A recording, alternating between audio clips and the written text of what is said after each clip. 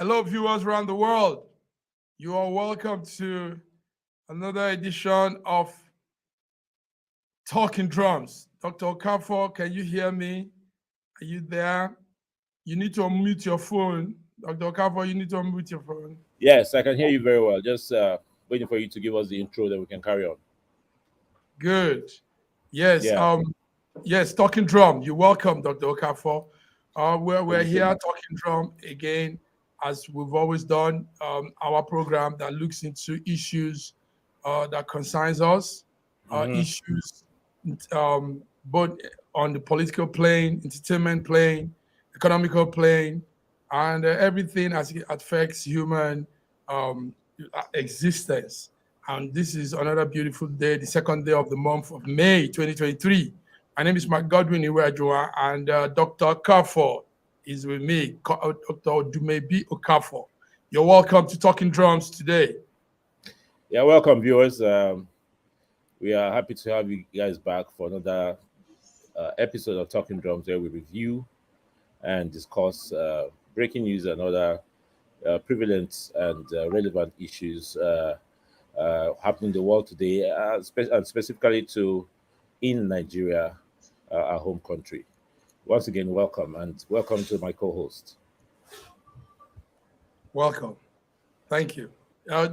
Far away, Toronto, Canada, is Sir George. Sir George brings up very good angle from his side. Sir George, you're welcome to Talking Drum today. Well, it's my pleasure to be here. We just want to welcome you guys from around the world, and hello to Dr. Okafor and Massive Godwin. Our news today is going to be an awesome one indeed, and we're looking forward to it. Welcome. Thank you very much. Yes, gentlemen, Dr. Okafor put me on this side, so I'm going to be pretty nice. But whatever position we are, it's still Talking Drums. And we know how hard the drums could be beat, you know. The African drum makes a lot of noise, and the African drum brings good rhythm too. So what we're doing is sending out a message, and we're putting it together for you to decide on which part to trend in the news. So let's take it like this. Dr. Okafor, a lot of things are happening, and one of such is the politicking in Nigeria. Nigerian politics has a lot of lapses, and those lapses open room for fraudulent activities. Those lapses open room for financial mismanagement. And this whole thing adds up to our economic woe. This whole thing adds up to the state of our finances, because no transparency, nobody gives account of things. We just keep, you know, there's some group of people are managing our economy, and they just do whatever they want with it. Now, we all know what happened before Buhari's regime came on board. Many years ago, there was a government of Jonathan Goodluck. Before Jonathan Goodluck, there was the Yar'Adua government and Jonathan Goodluck. Now, during that space of time, a lot of fraudulent activities were going on in our major source of income. The Petroleum Ministry was having some not too clear management of the fund. Money was coming in from oil shale, but it goes into the hands of some individuals. And at that point in time, there was a woman, a lady, the minister called Alison Madueke. Now, it was revealed that Alice Madueke was involved in a lot of sabotaging and embezzling government fund.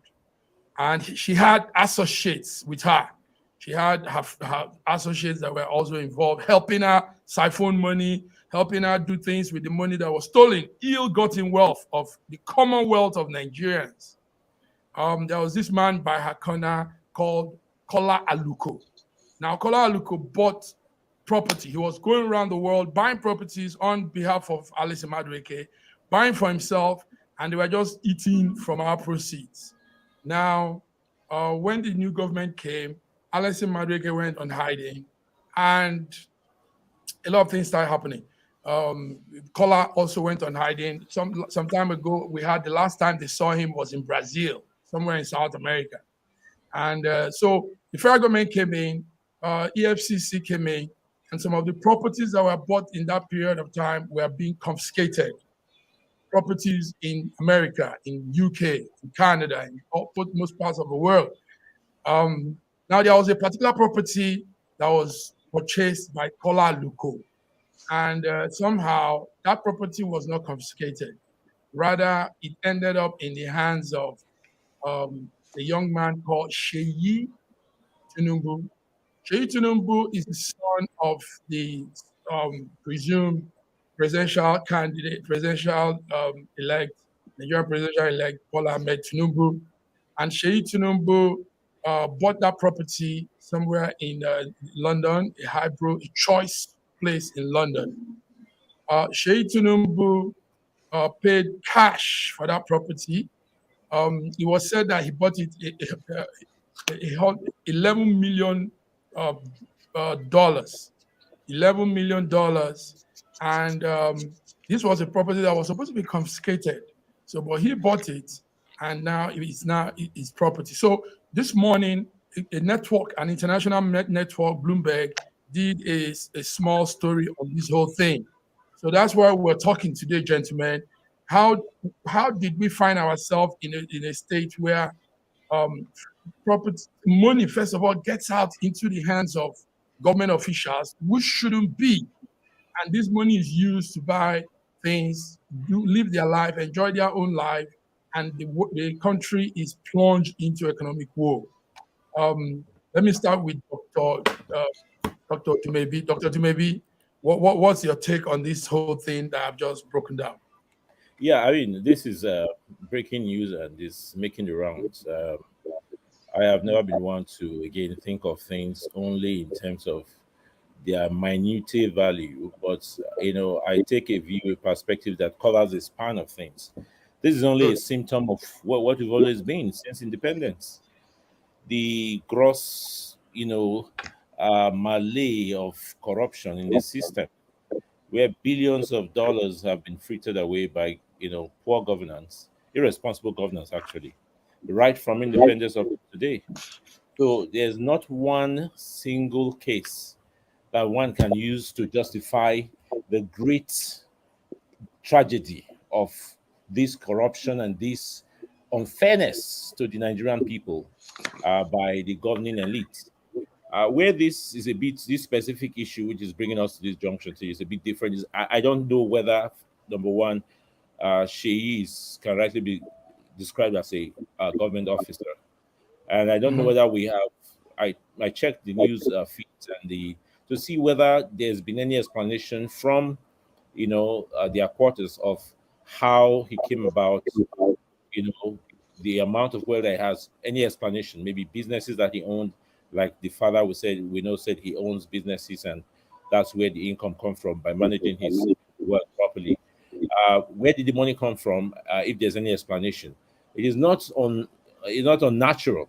It's not to have a significant amount of money to buy a home with, be it in cash or kind, if one is well positioned to do that. The question is this person a public officer that was only being entitled to the salary of a public officer, or is it somebody who could easily have had businesses that would have allowed them to buy the home? That's number one. Number two, we talk about this house. I think this was purchased in 2017, if I'm not wrong. That's correct. This house was on the list, so it's not really a new thing. It's just news now. This home was purchased, I think, at the time from the purportedly from the sources when the properties were still under investigation. A fraud investigation was being conducted by the federal government as to properties owned by Minister Desiani. Yeah, and so what was the mechanism of its acquisition? Was it acquired? Because now we're talking about Nigeria, the properties in London. In Nigeria, investigating a person for fraud does not necessarily have jurisdiction over those properties that are in London. What laws were flaunted when this was done, when the property was acquired? Did they have a holding order in courts to stop the properties from being sold, which was now flaunted? These are the details I really would want to know. It's such a new case coming out. We don't have the full picture. Yeah, that's the property there. Purchased through Dushmark Bank, in 2017, I think it was about in August. So the question is, do we have all that information to describe the culpability? But be that as it may, it doesn't remove from the fact of the seriousness, severeness of the, pathology of corruption in the Nigerian psyche and polity. This is an ongoing problem that has to be addressed if it can. Nigeria is rated as one of the most corrupt countries in the world by the Corruption Index, and we are not doing anything about it, have not succeeded in ameliorating the situation. If anything, is getting worse over the past 60 decades of, decades of post-independence. And so this is the problem. This is only a symbol. If it is properly defined as having been an act of, both corrupt practices by a civil servant and an act of illegal acquisition. Those details I don't have yet of what happened when this property was acquired. Again, the ability to acquire a property, if one is well positioned, is the prerogative of elitism all over the world. They do this.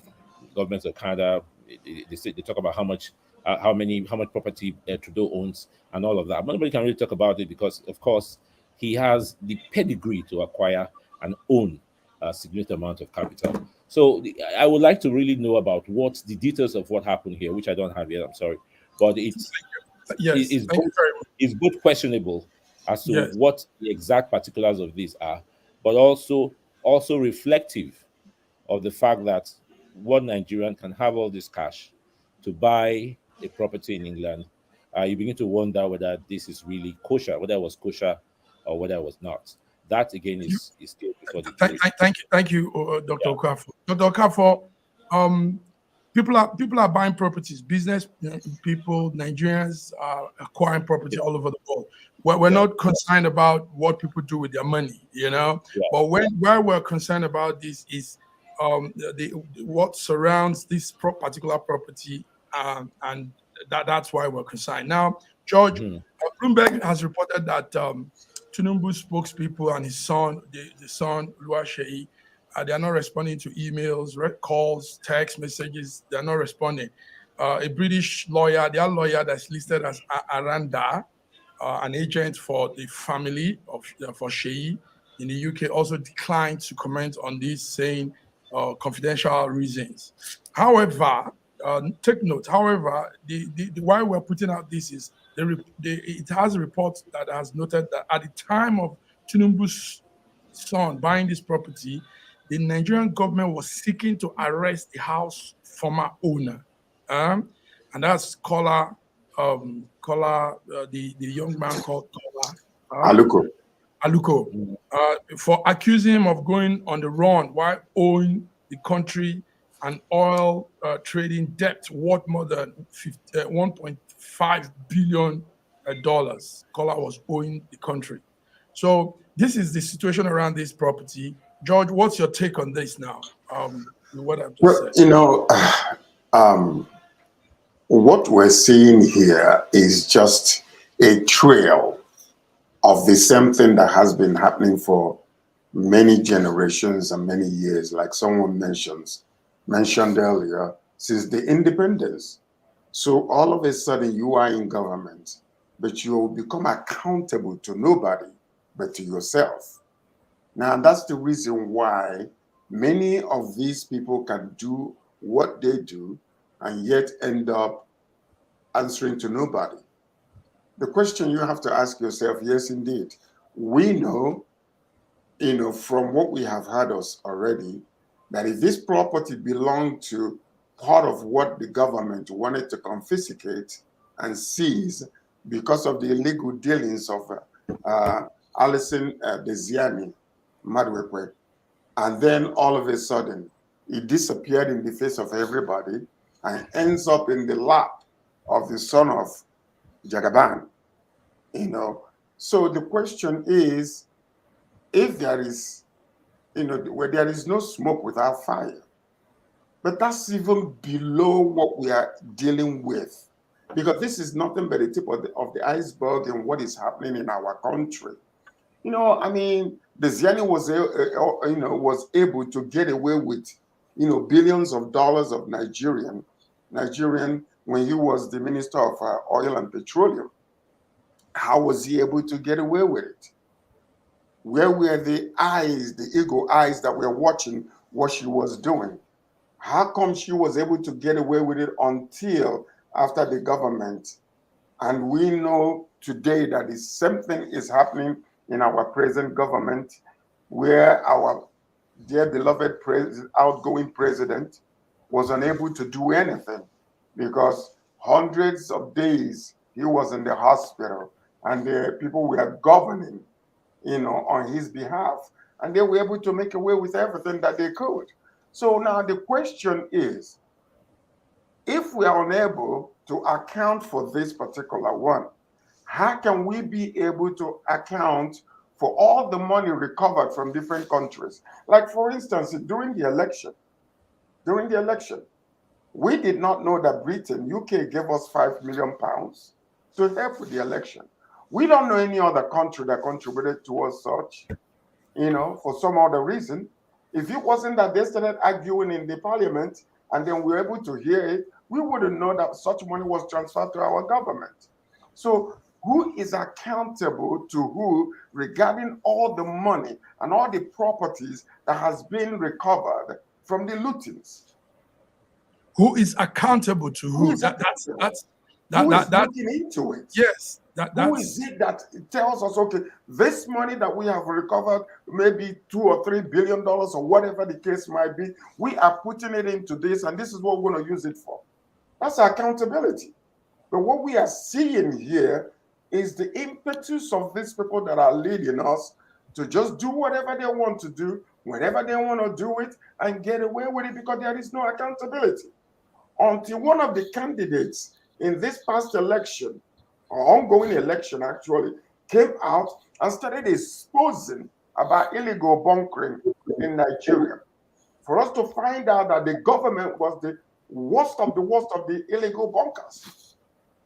And they were killing and maiming a lot of, little people in River State and other places. Meanwhile, they have already orchestrated a structure whereby billions of our crude oil are being sold under our nose and nobody knows about it.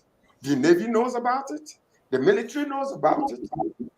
The government must know about it, because there is no way for this to be going on for many years and everybody is keeping quiet and nobody knows about it. But these are the things that we are talking about, that we need a good government in Nigeria. A government that is accountable to the people. The judicial system that is accountable to the people. The Senate that is accountable to the people. And the parliament that is the House of Representatives that are accountable to the people. If everybody cast off restraint like what we have been doing, the country will continue to go under. Right now, Nigeria is actually disintegrating from the systems. And I'm telling you, and we are watching it, and yet corruption being the order of the day, it's blinded a lot of people. If you're part of the people that is taking your own piece of the pie, you shut up and start attacking everybody else. But there will come a day, because we are talking to the people of Nigeria. When we're talking about these little things that are happening, it is actually a part of a bigger picture. And that's the reason why many Nigerians are so disillusioned today. That when you're telling them about hope in Nigeria, they're looking at you like you're dreaming.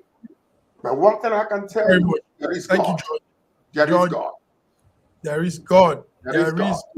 We George, must raise our hopes to the point where we can look to nobody else that can solve this problem but Almighty God to bring our nation to the proper place where it's supposed to be. Because darkness can only reign for a little bit. When light comes, darkness will disappear instantly. Absolutely. Thank you, George. George, you said a lot, deep things. Dr. Okafor, do you see a situation where corruption can be dealt with in Nigeria? If, for instance, we are hoping by 29th May, a new government comes in. Now, can that government fight corruption? This neck-deep corruption in Nigeria. Can anybody fight this? Thank you very much. This is something I've had a lot of time discussion with a lot of people, and I'm quite clear and emphatic about it. First of all, it is possible to get rid of corrupt practices in any polity, but it has to start from the top. I've had this conversation with people a lot where you are blaming the bus driver for doing something wrong, or the people for stopping the bus drivers and taking something from them, or the sharks, the market shark who's cheating the trader and taking something away from the way and selling you less than you bargained for, things like that. But you see, and they say Nigerians are bad, but really, the truth of the matter, and I believe I had this conversation on the platform yesterday, I don't think there's any caliber of people who are as capable of worthy citizenry like Nigerians. But you got to start from the top. Singapore did the same turnaround many years ago. At one point in the 60s, it was comparable to a backwater. I think they compared it to Ghana. It was that miserable, that corrupt, that backward. It was compared to a third world country.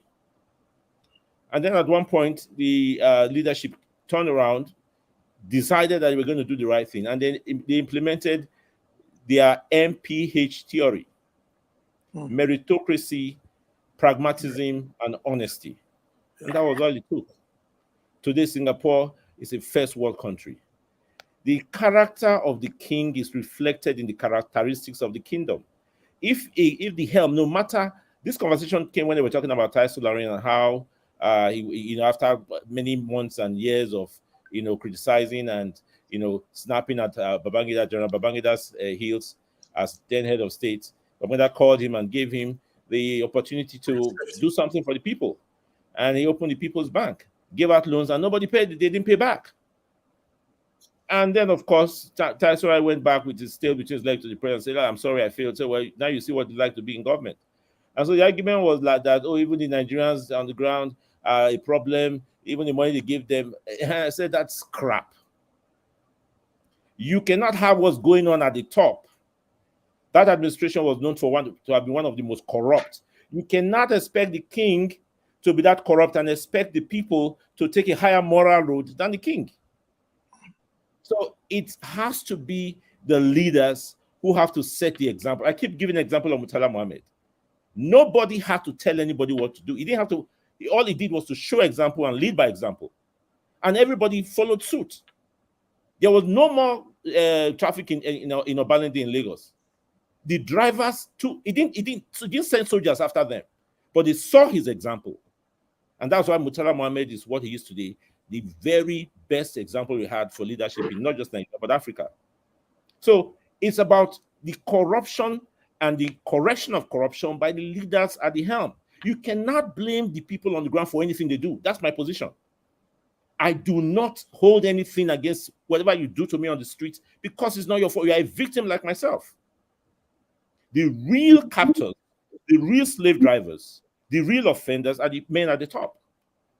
Leaders that are given the opportunity to be servants to the people, ministers of the people, which means servants, but have become tin gods and overlords and misused and abused all the powers that they were given to do things. From 1960. Let me ask you a question. Okay. And it's still a disease and a malaise in the system up to today. Dr. Kaff, Yes, let me ask a question. George. Okay. We know examples of such things when you know a dead fish when it starts stinking from the head. Mm-hmm. Okay. So when the head is corrupt, the whole entire body is corrupt.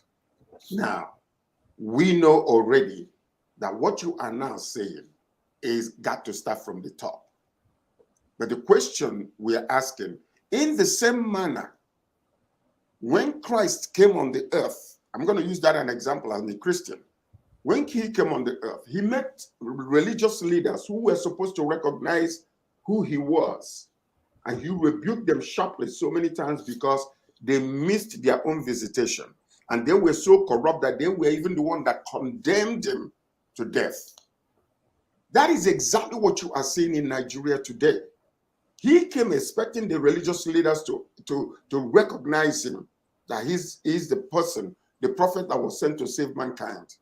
In the same manner in Nigeria today, it is because of the top up until today that Nigeria has been stagnated to the point of becoming one of the worst countries in the whole entire world.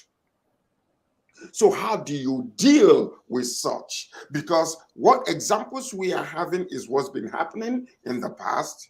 Up until today, nobody gives account to anything that is happening. And then now, all of a sudden, the election came. The same corruption that we saw happen in the eyes of everybody. Why people are so disillusioned and they don't even trust anybody. They don't trust the arm of the judicial government. They don't trust the people. They know that they are the corrupt ones. They're the corrupt ones. So how do you deal with such? Matthew Mark asked that question specifically. Do I think corruption can be? And that's what I was answering. But yes, taking the light the light you are shedding now, the point is this: that what we are doing here is a talking drum. We are sounding out this message to everybody, including the leaders that come into play and power in May 29, that they are under God's watch and will be under God's wrath. It doesn't matter what road you take. We all are entitled to a Damascus Road conversion. But you have a moral responsibility to shake the dastardly ways of the past and start doing the right thing. Whether that's possible or not for each person is between them and their God. But the fact of the matter is that it's possible. By implementing the principles of meritocracy, nobody goes there unless they merit it. Pragmatism, what they are going to do is what they do, and nothing else above that. Every kobo spent where it should go. And honesty, in the same vein. Is this not possible? It is. It's humanly possible. Saul turned to Paul. It's possible. Will they do it? That is left between them and their God. And damnation will be their lot, both now and forevermore, if they abandon the hopes of Nigerians, as has come to be the case for all these 60 decades of our being as a nation. We deserve change. We deserve redemption. We deserve progress. And the decency of being able to do what every single living being is entitled to, the pursuit of personal happiness, security, and peace. So it can be done. Will they do it? Very much, yes. My other assertion is this. Hold on a second, Massive Mark. We're looking forward to see what changes can take place. All of a sudden, the black and the white witches of Nigeria are now clapping for our president-elect. And they are saying, we will pray for you and we will cleanse the land so that you can govern well. The black and the white witches of Nigeria. Okay, so they're supporting the president-elect. They're gonna brush him up and sanctify him with their unholy water. So this is, sometimes you go into the mindset of the populace and see their disillusionment and how, just they've lost hope. But I can say one thing right now, because there is something that you kept on mentioning. When you are saying about the head becoming corrupt, and that's where it's supposed to start, I honestly blame a lot of the light bearers in Nigeria for what has been going on. The light bearers are those who understand the truth, who's been given the authority to take care of darkness and turn their light into it. But most of them have accompanied these people all because of money. Just like Judas sold Jesus Christ, the same way most of them are selling our nation, because bags of money are being brought to them. So I mean, I am putting it down right now that if he's going to change it, because if it is from the top, then let the bottom now take authority and begin to do what they know to do. And God is waiting on them to answer their prayers. It is in the nature of the design of a state, of states. It is the nature of states to be almighty. No single individual can be above the state. And when the state decides to go rogue, not even your light bearers will be free from that very pervasive, infectious disease and decay that's going through the system. Nobody can be better than the state. That's the problem we have. Until the state is redeemed, every man you have there has the same need to eat, to sleep, and be comfortable, no matter what title they be or what positions they are on. It is the state that corrupts and makes it impossible for even supposed light bearers to be actual light bearers. And so it begins and ends at the top. And so we hope that those who hold that position will do the right thing once and for all, because that's what corrupts everything. And that's what completely, brings everything to his knees. So pastors are not doing what they should do, lecturers are not doing what they should do, leaders' opinion are not saying what they should say, because everybody has to live, has to eat. And the system doesn't allow for proper practices towards pursuit of personal happiness. So again, yes, while we might point finger at people who are with sub-components of the state, the real problem is with those at the helm, because no single individual can be better, bigger than the state itself. That's just a given. Wow, you men you're blowing hot. This is it. Talking drums. Today, the 2nd of May, 2023. It's a short one, but we come very strong. Hit the drum real hard. I want to end with this. I like the point you gave, Dr. Dumebi, on until Nigeria begins to position itself with meritocracy, transparency in governance, and pragmatism, we'll be lagging behind. Those are very good factors, because even though we say what we say, giving ideas to what should be done is the key. A lot of people can say a lot of things, but they don't have solutions to it. And these are some solutions to the issues.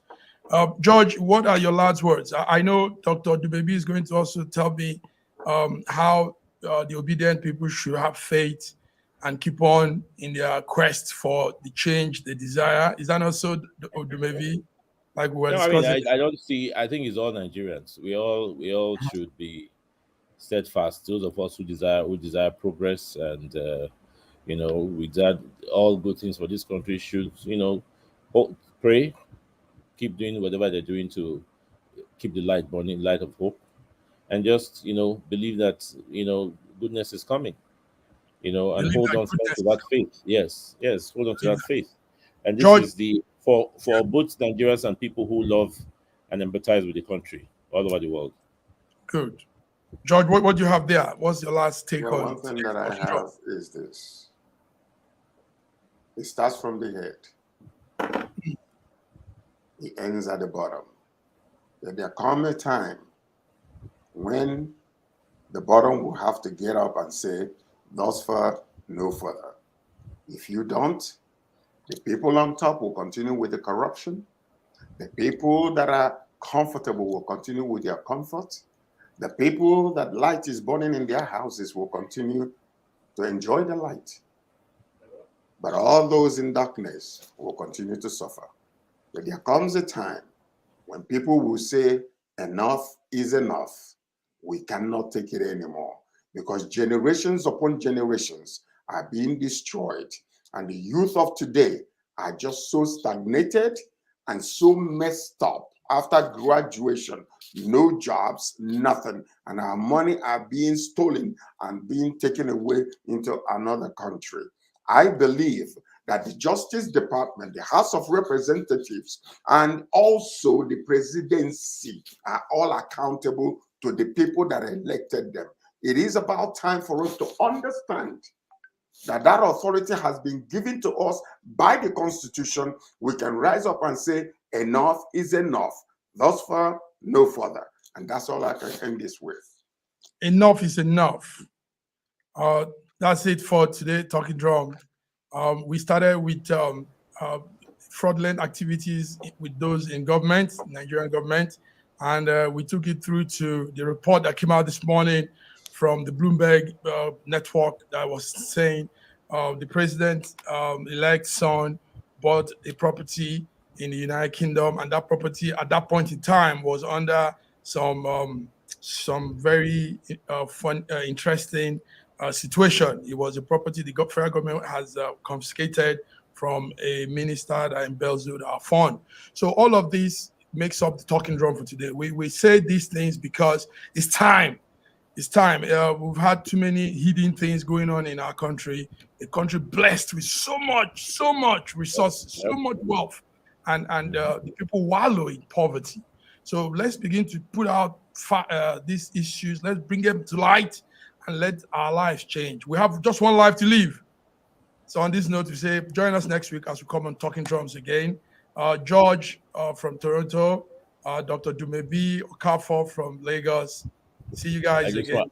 Thank you, sir. I just want to round up by saying it's been 500 billion so far lost for the country since independence. Let's work hard to make that, to change that trend. Thank you all.